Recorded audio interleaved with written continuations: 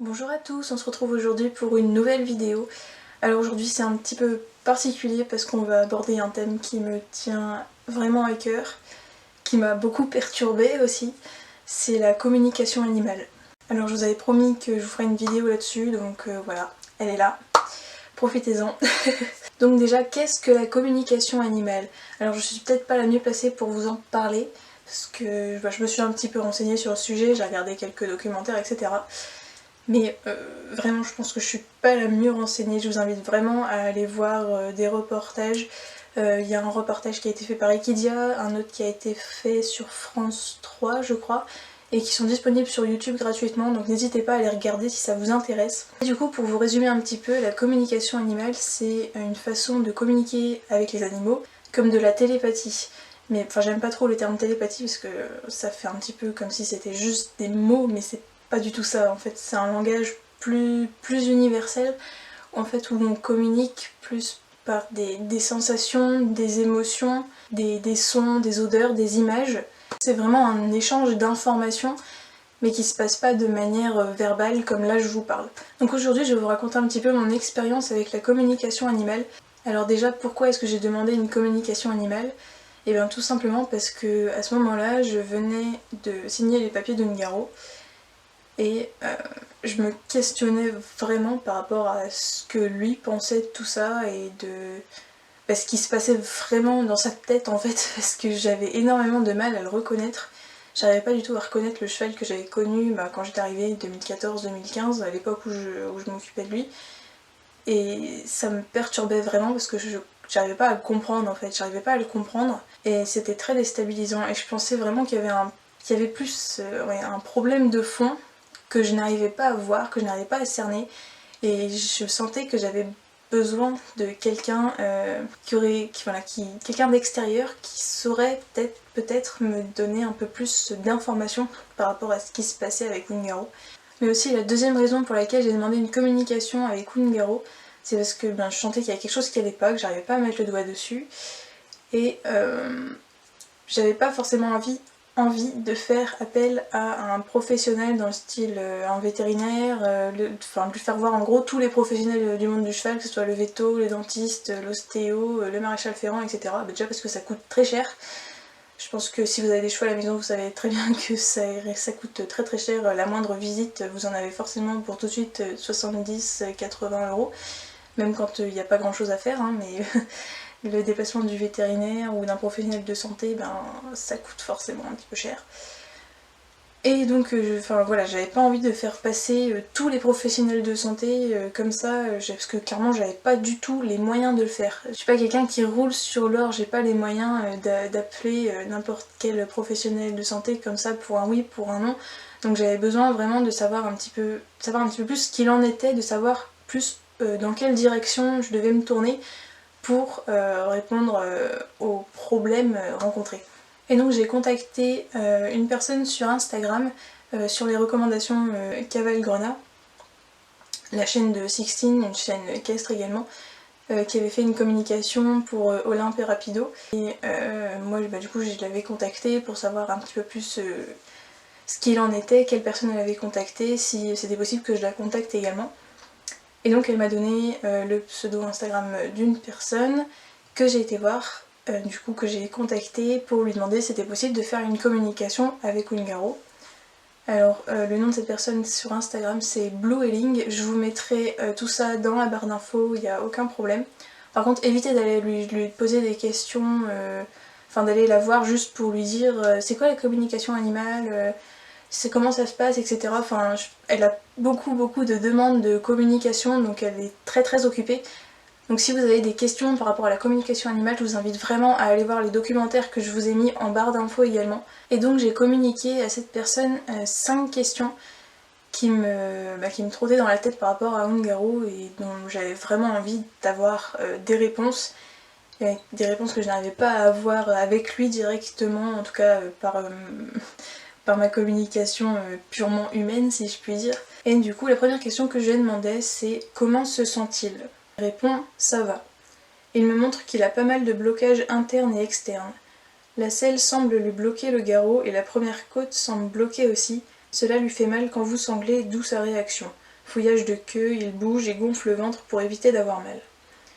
Alors, le côté blocage interne, etc. Oui, en fait, ça s'est révélé totalement vrai. Vous allez voir que ces histoires de blocage, elles vont revenir. Et en fait, je me suis dit que il fallait que je fasse quelque chose, je pouvais pas le laisser comme ça si c'était vrai. J'avais besoin vraiment d'avoir une vérification et de savoir que mon cheval était bien dans ses sabots. Et donc j'ai fait passer un ostéo-équin, une ostéo d'ailleurs, pardon, et qui a confirmé qu'en effet il y avait pas mal de blocages. Alors je vous décrirai tout ça après parce que vous allez voir que ça va revenir et j'aurai l'occasion du coup de revenir plus dessus. Mais oui, en effet, il y avait pas mal de blocages et j'ai bien fait de faire passer l'ostéo. Et oui, en effet, le garrot, par exemple, le garrot cité ici, était en effet bloqué. Alors je tiens vraiment à préciser, ce que je n'ai pas fait en début de cette vidéo, c'est que la communication animale n'est pas une science infuse. Les informations qui vous sont données ne sont pas forcément fiables à 100%. Il y a une potentielle marge d'erreur, parce que des fois, les sons, les images peuvent être un petit peu floues, peuvent être un petit peu brouillées. Et puis ça dépend aussi du niveau de pratique de la personne, enfin de son expérience. C'est pas non plus toujours hyper précis, donc faut pas vous attendre à ce que tout soit à 100% vrai dans ce que vous avez en compte rendu d'une communication. Ensuite, la deuxième question que j'ai posée, c'est pourquoi a-t-il autant changé? Parce que oui, il a beaucoup changé, en tout cas moi j'ai trouvé qu'il avait énormément changé.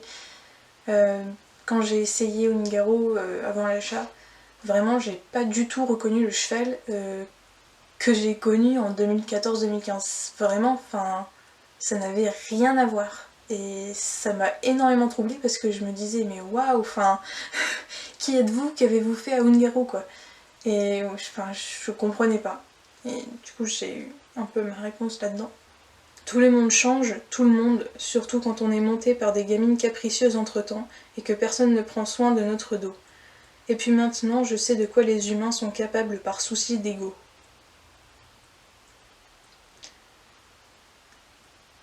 C'est un petit peu violent là quand même. À partir de là, on se rend compte qu'il y a une espèce de colère qui transparaît dans la communication qui est très très perturbante, enfin qui moi m'a beaucoup choquée, en tout cas la première fois que je l'ai lu. Là je pense que vu que j'ai un peu plus assimilé le truc, ça va mieux, mais je peux vous assurer que la première fois que j'ai lu ça, j'étais pas bien.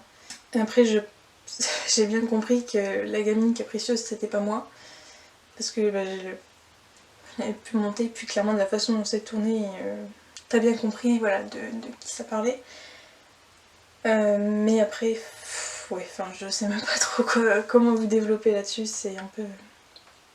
Puis quand tu dis je sais de quoi les humains sont capables par souci d'ego, ben, enfin je pense que vous comprenez un petit peu le rapport. Si vous avez vu ma vidéo où je vous explique pourquoi est-ce que j'ai acheté Ungaro, vous savez que c'est parce que la personne qui de base devait l'acheter a décidé un peu du jour au lendemain que en fait Ungaro il pourrait pas l'amener là où elle avait envie d'aller et qu'en gros il n'était pas assez bien pour elle. Voilà. Alors la troisième question que j'ai posée c'est pourquoi tant de stress à la monte? Parce que je l'ai trouvé incroyablement stressé et nerveux quand je l'ai monté, c'était vraiment incroyable. Enfin vraiment, il n'était pas du tout comme ça quand je l'ai connu. Enfin il a jamais été très cool, mais jamais dans des proportions comme je l'ai rencontré là quoi. C'était vraiment un truc qui m'avait énormément choquée, que je comprenais pas. Et donc il m'a répondu, j'ai mal. Point. Plus parfois ce n'est pas du stress, il sait juste qu'il va galoper après le trot, etc. En gros, essayer de faire des séances queue au pas par exemple, de ne pas galoper à chaque fois. Ok, donc en gros il anticipe. Ça, c'est un point que j'ai remarqué aussi avec Ungaro dans les séances qu'on a fait après, dans les balades, etc. Il anticipe énormément. C'est vraiment un cheval, il sait en fait que après qu'on ait fait ça, ben, on va faire ça, et puis après là sur ce chemin là, ben, en général on galope, donc il commence à se monter le bourrichon et à dire c'est là qu'on y va, oh, calme-toi mon gars, toi t'es là-dessus, zen mon gars, zen. Et j'essaye vraiment de rester tranquille, de rester cool, de pas changer mon attitude, mais lui il sait, parce que c'est vraiment un cheval, ce cheval il est pas bête. C'est des trucs que des fois toi tu calcules pas, mais lui il le sait, lui il l'a vu, il a repéré, il a bien compris qu'une fois qu'on avait fini ça, et ben après on allait faire ça. Donc ça c'est un conseil que j'ai vraiment pris dans le sens où comme il anticipe énormément, J'ai déjà fait avec lui des séances que au pas, à bosser sur ah bah tiens on va mettre la tête à droite, tiens on va mettre la tête à gauche, mais on va surtout pas trotter ni galoper ni rien, pour essayer de le détendre un petit peu. Mais j'ai remarqué que là où il anticipait le plus, c'était au centre équestre. Parce qu'il sait que voilà, la détente ça se passe comme ça, c'est pas trop galop, et puis après ben, soit on saute, soit on fait du cross-papette. Donc voilà, c'est un peu compliqué du coup pour plus gérer ça au club, alors qu'à la maison il a tendance à être un petit peu plus cool, parce qu'il sait que les séances vont pas forcément être en mode tiens on va trotter, on va galoper, etc. Il a compris, il a commencé à comprendre qu'il y avait possibilité qu'on ne fasse pas du trot ou du galop, qu'on puisse faire que du pas ou des trucs comme ça. Ou aussi du travail à pied. Alors ensuite j'ai demandé quelles activités elle préférait faire. Elle m'a répondu les balades et les trucs rigolos à pied. Il aime beaucoup passer du temps à vos côtés et il est très curieux de l'appareil photo. C'est assez vrai. En général, quand on arrive dans son champ, il vient toujours nous voir, il vient toujours regarder un petit peu ce qu'on fait, il vient un petit peu se coller. Après, s'il se rend compte qu'on n'a pas trop de bouffe ou qu'on s'intéresse pas trop à lui, bon après il va faire un petit peu sa petite vie. Mais quand je viens et que je fais des photos, il est un peu intrigué, je vois, il est tout le temps en train de surveiller un petit peu, il se dit ben qu'est-ce qu'elle fait celle-là, pourquoi est-ce qu'elle me regarde mais avec un drôle d'appareil entre les mains, qu'est-ce qu'elle nous fait? C'est très drôle, mais moi j'aime bien, ça me fait rire. Et les trucs rigolos à pied, ben avant il en faisait jamais du travail à pied parce que la fille qui s'en occupait elle disait qu'apparemment ça l'ennuyait, ça l'intéressait pas trop. Alors qu'en fait moi quand je l'ai pris, je l'ai trouvé qu'au contraire il était très intéressé, hein, très intrigué un petit peu par ce que je lui demandais, par ce que je voulais qu'il fasse, etc. Et en fait, je pense qu'il aime plutôt bien parce que vraiment, il s'intéresse, il est très réactif. Et puis il progresse super vite aussi, faut le savoir, c'est qu'il progresse très très vite. Parce que j'en ai pas fait tant que ça des séances de travail à pied, mais je trouve que vraiment il a vraiment compris déjà des codes, ne serait-ce que rester arrêté à distance et revenir à la demande, c'est des trucs. Genre avec Everest, j'ai toujours pas réussi à assimiler ça, alors que Ungaro, au bout de 3-4 séances, là, il sait quasiment le faire. Enfin, en tout cas, la dernière séance que j'ai fait avec Ungaro, il le faisait systématiquement, j'arrivais à le faire s'arrêter, il restait arrêté, je m'éloignais, et je pouvais l'appeler, il revenait quoi. Et ça, c'était vraiment trop bien. Je trouve qu'il est très très réactif, il est très sensible, vraiment au moindre placement, au moindre geste que je fais. Et du coup, c'est très agréable parce que voilà, je peux instaurer des codes un peu plus fins que des codes que j'instaure avec Everest, qui est moins sensible entre guillemets au mouvement que je peux faire. Il me dit qu'il n'aime pas le saut mais qu'on l'oblige à sauter même si ce n'est pas très haut. Il me dit que cela le stresse car la cavalière fait n'importe quoi au-dessus, elle tire et pousse en même temps, ça me fait très mal au dos. Et je ressens des vibrations dans les articulations. Et d'après ma mère, à cause de son poids, il ne semble pas très maigre. Là c'est un petit peu particulier, hein, je vais pas vous mentir, parce que je trouve que dans notre club, on a une façon d'aborder les obstacles qui en tout cas qui ne me plaît pas, dans le sens où ça correspond pas trop à ce qu'on avait pu m'apprendre dans mes anciens clubs, mais aussi quand j'ai fait mon stage à Chèvremont, je me suis rendu compte que c'était pas vraiment les mêmes conseils qui revenaient à l'obstacle. Et je suis pas trop en accord en fait avec la manière dont on nous apprend à sauter et à aborder les obstacles au centre équestre dans lequel je suis. Et je pense qu'en effet ça peut pas convenir à tous les chevaux. Et là visiblement ça ressort ici. Je suis pas méga d'accord du coup avec le fait qu'ils disent qu'ils n'aiment pas le saut. Parce qu'au début, quand j'ai commencé à le travailler, il abordait les obstacles un peu comme un jeune cheval, mais il s'est jamais arrêté. Il s'est jamais arrêté devant ses obstacles. La seule fois où il s'est arrêté devant ses obstacles, c'était lors de son premier concours. Autrement, il ne s'était jamais arrêté. Jamais. Et même j'avais l'impression que ça lui plaisait. Des fois, il hésitait un petit peu, il savait pas trop comment sauter, il envoyait tout promener, mais jamais il s'est arrêté. Donc, un cheval qui n'aime pas le saut, en général, il va faire que de passer il va faire que d'essayer de passer à côté ou de s'arrêter parce que bah voilà, ça le saoule et il a pas envie, alors que lui, c'était pas le cas. Par contre, en effet, à la fin, en début de cette année 2018, avec l'autre fille, en effet, je le voyais beaucoup s'arrêter, refuser, pas vouloir y aller quoi. Alors je pense que après les goûts, les couleurs, ça dépend de chacun, mais je pense aussi que la façon de monter, ça a un gros impact sur l'envie des chevaux de faire telle et telle activité. Et je ressens des vibrations dans les articulations à cause de son poids, il me semble pas très maigre, oui. Il est obèse, Ungaro, clairement. Il a un petit peu perdu de poids là maintenant, depuis qu'il a un peu plus travaillé, mais il est encore loin d'être mince. Il me montre aussi qu'il n'aime pas le dressage du tout, car il se sent complètement coincé à cause de la ficelle qui tire vers le bas. Alors là, elle me met entre parenthèses enraînement, gog fixe. Alors oui, en dressage, il était tout le temps monté en gog. Ça, c'est un point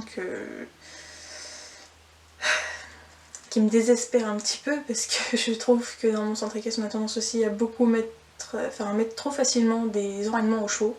C'est pas bon pour eux, c'est pas bon non plus pour les cavaliers qui apprennent pas à mettre un cheval en place correctement.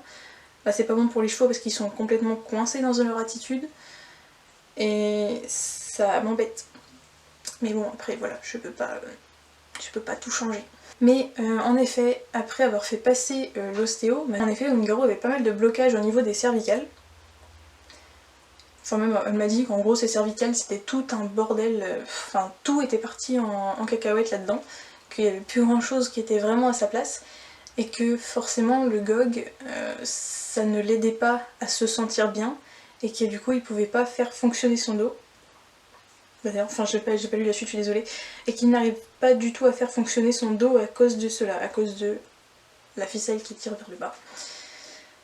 Et elle m'a dit que ouais, en effet, enfin, il était complètement bloqué au niveau des cervicales et que du coup, il pouvait pas travailler correctement.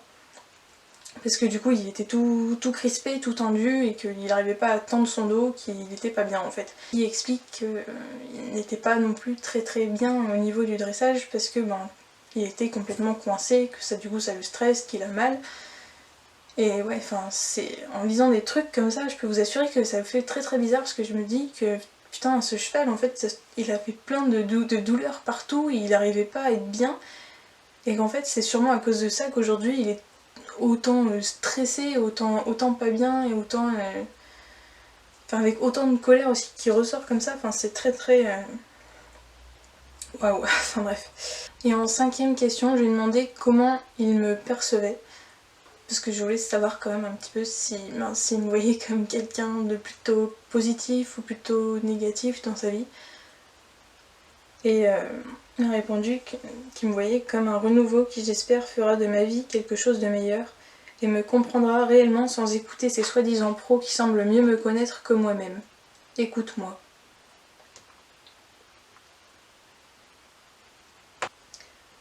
Voilà, je pense qu'il n'y a pas besoin d'épiloguer 36 ans là-dessus. Dans le sens où au moins du coup ça me met un petit peu la pression parce que je me dis que j'ai pas envie de me rater avec lui, que j'ai pas envie ouais, de refaire les mêmes erreurs que les gens ont déjà pu faire avec lui. Et ouais, ça me met un petit peu la pression parce que j'ai envie du coup qu'il soit qu'il soit vraiment au mieux quoi, et qu'il soit pas qu'il garde pas toute cette espèce de colère qui transparaît durant toute la communication qui est assez qui moi m'a énormément troublée en tout cas. Et c'est vrai que des fois on a tendance à trop écouter les gens autour de nous qui nous disent ce qu'on devrait faire avec notre cheval, comment on devrait le monter, les enraînements qu'on devrait mettre, etc. Et parfois en fait se fier à ce qu'on ressent serait plus approprié et ce serait mieux pour notre relation avec notre cheval et pour son bien-être aussi. Parce que je pense qu'en tant que propriétaire, en tant que cavalier, on sait mieux que les autres, qui nous voient juste comme ça et travailler de temps à autre, on sait mieux que les autres comment notre cheval va, qu'est-ce qui lui correspond le mieux. Et on est aussi les plus à même de reconnaître les signes qui montrent que ça va pas quoi. Alors j'ai demandé à cette personne qui faisait la communication si c'était possible que je transmette un message à Ungaro parce que j'avais des choses que j'avais envie de lui dire mais que je savais pas si par ma communication humaine il avait réussi à comprendre ce que j'avais envie de lui transmettre et du coup il m'a dit que c'était carrément possible de faire transmettre un message. Enfin c'est peut-être un message qui est assez personnel mais je pense que c'est aussi important que je vous le partage. Donc je lui ai transmis le message qui est Je voulais juste lui dire que je suis désolée, que je n'ai pas eu le choix à l'époque de ne plus m'occuper de lui, que je veux rattraper le temps perdu et lui redonner confiance. Désolée de ne pas être une cavalière parfaite, de faire des erreurs de main. Je suis trop raide aussi, mais mon dos ne me suit plus depuis déjà un bon moment. Qu'il ne doit pas non plus en vouloir à son ancienne cavalière. Quoi qu'elle ait pu faire, je sais qu'elle l'aime. Et elle m'a dit que quand qu'elle avait transmis le message et qu'il avait juste acquiescé, qu'il n'avait pas répondu particulièrement. Et par la suite, elle m'a dit qu'elle avait vraiment l'impression qu'il avait vraiment de la colère en lui et que c'est vrai que c'était assez troublant et qu'elle espérait que ça irait mieux par la suite. Donc suite à cette communication, j'ai fait venir l'ostéo parce que là du coup je savais un petit peu plus de quel côté il fallait fouiller pour les problèmes physiques. Et donc il en est ressorti vraiment pas mal de choses au niveau de cette séance d'ostéopathie. Je vais vous le dire, j'ai mis le compte rendu sur Instagram, mais je vous le transmets quand même ici. Donc il avait des blocages au niveau des cervicales, du garrot, de quelques costales, mais aussi du sacrum. Elle m'a dit qu'il était vraiment souple squelettiquement parlant. Au-delà des blocages, mais que ce qui était vraiment gênant au niveau du garrot, c'était plus au niveau des muscles qui avaient tendance à être trop étriqués, et que du coup ça l'aidait pas à faire fonctionner son dos quoi. Que du coup il compensait en essayant de... Enfin il se crispait plus au niveau du coup des muscles plus bas de son dos, et que du coup ça crée des blocages. Donc voilà, elle m'a dit qu'il compensait trop sur l'avant-main, que c'était sûrement dû au fait qu'il a eu son jarret cassé, etc. Qu'il avait gardé son nouvel équilibre à la fin de sa rémission plutôt que de retrouver son ancien équilibre. Et donc elle m'a donné voilà, des exercices à faire pour lui remettre l'équilibre sur les hanches, pour qu'il réapprenne à se servir de son garrot. Donc elle m'a totalement déconseillé de le monter en gog, elle m'a dit que ça n'allait pas l'aider du tout et qu'au contraire il allait rester avec son équilibre fort sur l'avant-main, qu'il allait sûrement du coup se rebloquer les cervicales, qu'il allait pas se servir de son garrot, etc. Donc en gros le gog c'est niette. Elle m'a aussi dit que c'était un cheval qui était très futé, et ça je suis totalement d'accord avec elle. Ce cheval est très loin d'être bête, et qu'il était tellement souple qu'il trouvait forcément un moyen de compenser ses faiblesses, ses douleurs. Ouais. Du coup je veux aussi vous donner mon ressenti par rapport à cette communication animale. Déjà je suis très surprise des réponses que j'ai eues, parce que je m'y attendais pas du tout. Je m'attendais pas non plus à ressentir toute cette espèce de colère qui serait aussi forte, aussi intense comme ça, même si ça vous paraît peut-être pas très violent à vous, mais en tout cas voilà, pour moi qui ai suivi un peu qui ai suivi un minimum son histoire vu que je suis un minimum impliquée dedans. Voilà, c'est très perturbant, c'est assez choquant même, je peux vous dire. Mais en même temps, il y a beaucoup de points qui correspondent à la réalité. Il y a beaucoup de points qui sont revenus, notamment lors de la séance d'ostéopathie, notamment voilà, quand elle m'avait parlé de ses blocages au garrot, au cervical, etc. En effet, ça s'est révélé être totalement vrai. On voit bien au niveau de la communication qu'il y a vraiment une histoire de confiance aussi qui joue beaucoup dans l'histoire, et c'est également le ressenti que j'avais déjà avant de faire la communication. Donc ça, ce sont plusieurs points du coup qui se rejoignent et qui font que ouais, je suis très surprise de cette communication. Mais ouais, en tout cas, cette expérience, ça m'a vraiment... Ouais, je pense que ça m'a convaincue que la communication animale, c'est quelque chose qui existe, c'est pas de la fiction. Et c'est... Ouais, c'est très... ça peut être assez bluffant, assez choquant, très perturbant. Il y a beaucoup d'adjectifs en hanche, désolée. Mais ouais, non, c'est vraiment une expérience assez étrange, et en même temps, voilà, il y a tellement de choses qui se sont révélées être justes dans cette communication que c'est difficile pour moi de ne pas y croire en fait. Vraiment, c'est très bizarre, et je pense qu'un jour je renouvellerai l'expérience, mais pas soit avec Ungaro pour voir s'il y a eu de l'évolution, mais à mon avis, pas tout de suite. Plus tard, et peut-être avec une autre personne justement pour avoir un autre ressenti. Voilà, donc j'espère que cette vidéo vous a plu, que vous avez pu en apprendre davantage sur Ungaro, sur un petit peu sur la communication animale aussi, parce que je pense que vous avez été autant surpris que moi par rapport à certaines réponses, si, enfin, voilà, si vous me suivez un petit peu, etc. Enfin, c'est assez ouf, mais en même temps ça tombe vraiment juste sur beaucoup de points, donc ouais, c'est très très perturbant. J'espère que mon expérience vous aura intéressé, qu'elle vous aura peut-être davantage intéressé sur le sujet de la communication animale, qu'elle vous aura peut-être donné envie d'essayer à votre tour. Donc n'oubliez pas, je vous ai mis les liens des documentaires sur la communication animale dans la barre d'infos, ainsi que le pseudo et le lien aussi, je pense, du compte Instagram de la personne qui m'a fait une communication animale. Donc je vous répète, n'allez pas la voir si c'est juste pour poser des questions sur comment ça se passe la communication animale, etc. Vous aurez vraiment toutes les réponses dans les documentaires, et cette personne a beaucoup de demandes, donc c'est pas la peine d'aller trop l'embêter par rapport à ça. Donc voilà, je vous fais de gros bisous et je vous dis à très bientôt. Salut! She's not coming home, coming home, coming home. I know what you did last summer. Just like to me, there's no other.